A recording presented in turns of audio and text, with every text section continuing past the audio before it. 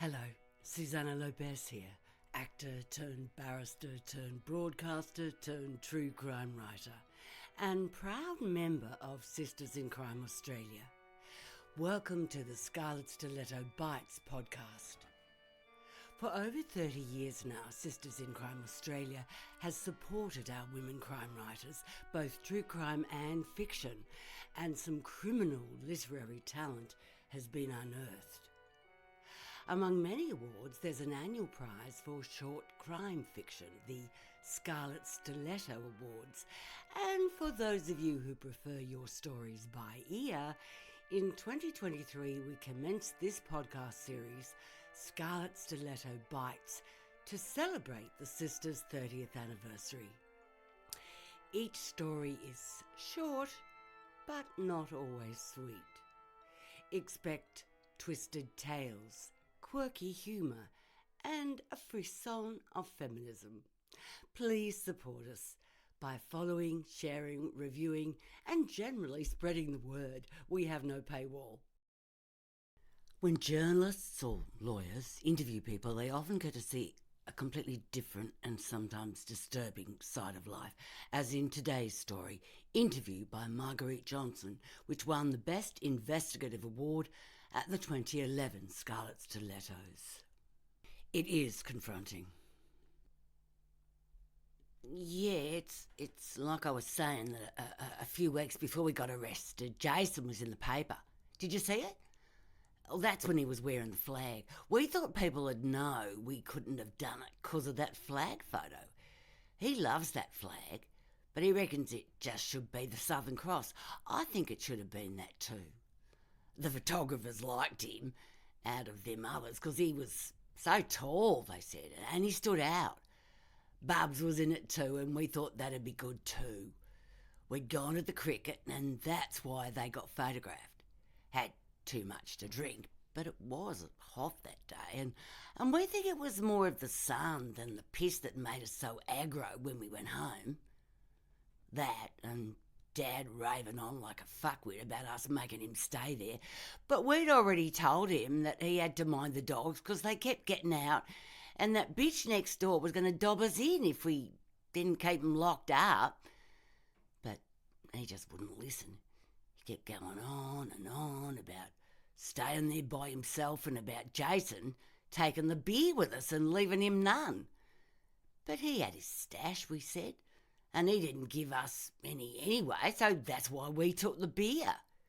He was getting up in Jason's face, and I was screaming and Bubs was screaming, and so he stopped pissing us off after a while because he hates it when Bubs screams.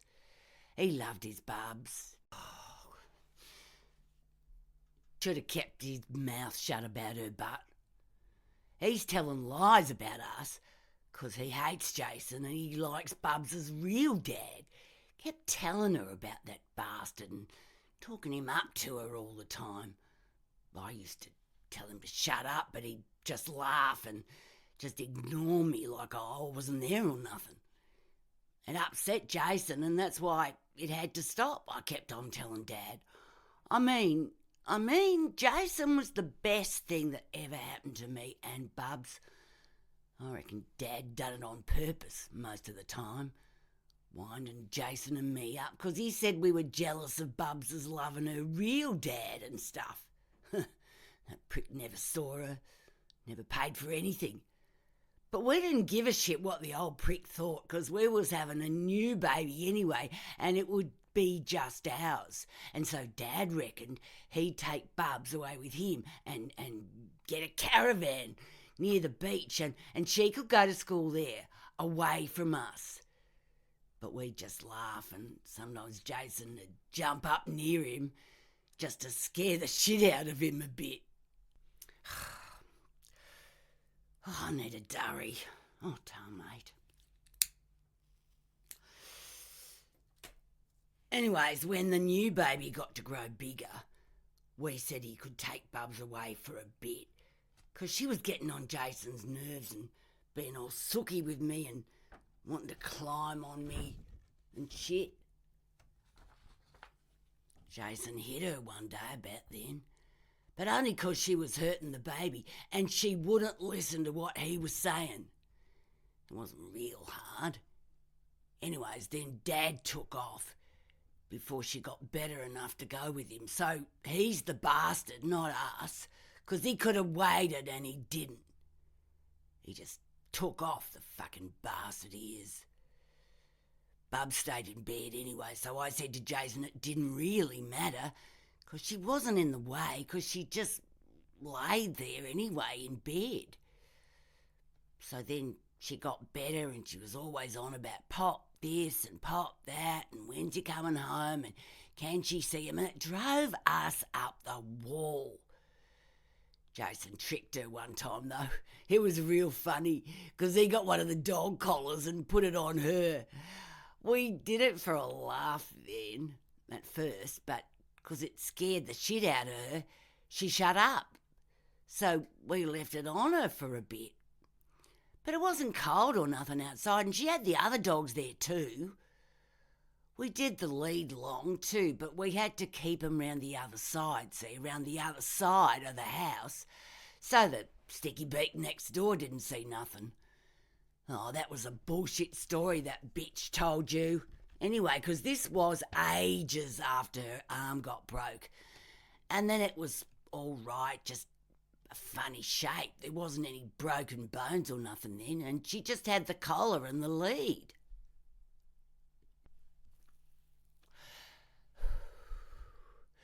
Well, so he left her there for a few days, and Jason gave her his scraps. You should have seen her face when he put them in the bowl for her. Jason said it would teach her a lesson. And I think he's right, 'cause kids today think their shit don't stink and that they can do things we never got away with. And anyway, I was hit, and it sorted me right out. You stop fucking up real quick after you get the strap a few times. And it was like summer, and Bubs never burns much, and she didn't burn much anyway then. She got real upset though at me and Jason after we let her off. Kept saying she was going to tell Pop when he gets home. Anyway, Jason was just joking with her. I mean, he's real funny when he wants to be. She's whinging and crying, and he's saying to her, "Oh, you got a boyfriend. Rusty's your boyfriend."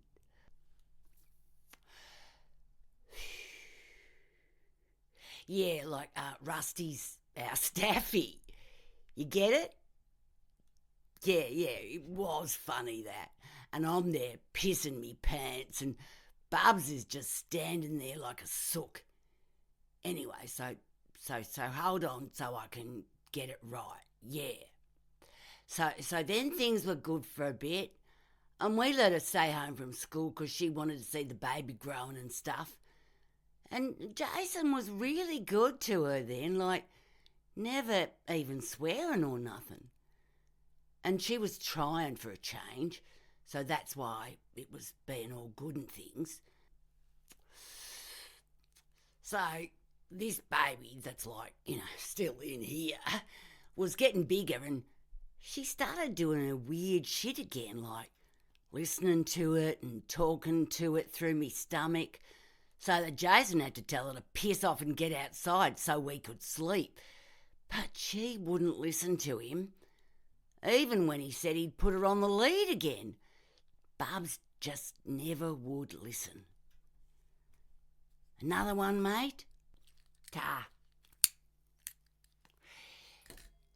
Yeah, this is just before the flag and stuff now. Oh, this is that later stuff you want to know about. Well, I'm just coming close to the end of things. So I'm telling you about the baby and that. And round that time, Bubs, well, she's just being a shit. Jason had to sort her out that night 'cause she kept standing in front of the telly after he'd been yelling at her to move. She was pushing him too far, always did, just never learned her lesson. So anyway, he punched her, but not hard, and she finally laid down on the lino in front of the telly and shut up.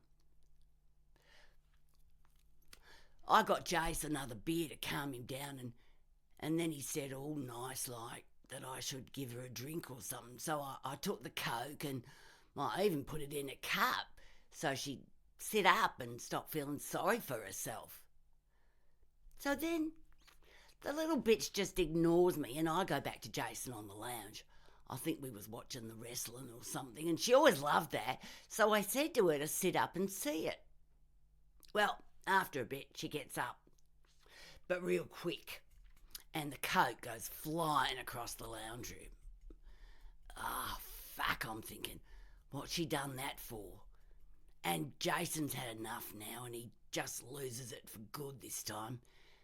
He didn't smack her that hard, but she went flying across the room, but like it didn't seem real, like she was just kind of faking it or something.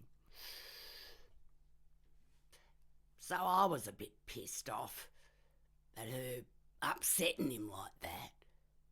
But I just kicked her a few times and said she should get up and say sorry to us for spilling the drink and everything. She wouldn't move, but there were tears on her face, but she wasn't saying sorry or nothing, so I gave her something to cry about. And Jason said, good one. It's like when you love a kid, you gotta discipline them, right? We always looked after her and that, so it wasn't 'cause of us she wasn't okay. She was always a bit of a piss-weak kid, really. Anyway, we went to bed and left the telly on for her and stuff, and the next day when we got up, we were shaking her to wake her up and pouring water on her and that, but she just sort of flopped there on the floor. So then I'm crying and stuff, and Jason's looking real worried about it and says we'd be best off getting rid of Bubs in the yard and get things fixed up with the new baby, because he just knew we'd get the blame for this. Oh, tar. Jason was so upset he ended up writing himself off, and I had to do the whole myself. But Dad comes back that day, and he saw it. He's crying and carrying on, but he said he knew it wasn't my fault, and then he's like dobbed us in and shit. Prick. I mean, he fiddled me up when I was a kid, and yous don't see me crapping on about it. So I figure that mongrel owes me one, eh? It's not like we meant it to happen or nothing, 'cause she was our princess and she was really Dad's angel. He even got her a T-shirt with that on it. True story, mate, 'cause she was wearing it that day with the flag. Oh, we loved our Bubs, like really we did, heaps. If she was here, she'd tell you herself. I even took her to fucking tap class once. Oh, Jesus. This is bullshit. So Jason reckons we should dress her in the pink tracksuit she went to tap class in. Sorry, mate.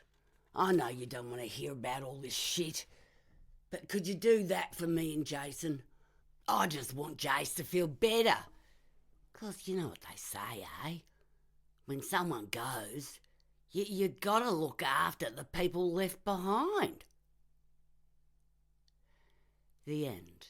And that was a very disturbing narration for me, and I'm sure it was a disturbing listen, but we need to think about these things. Thanks so much for listening. We'd love to get your feedback, and we'd love to reach more listeners. Our website is sistersincrime.org.au, and our email address is admin@sistersincrime.org.au. Until next Friday then, when we bring you another scintillating story from Australian women crime creative.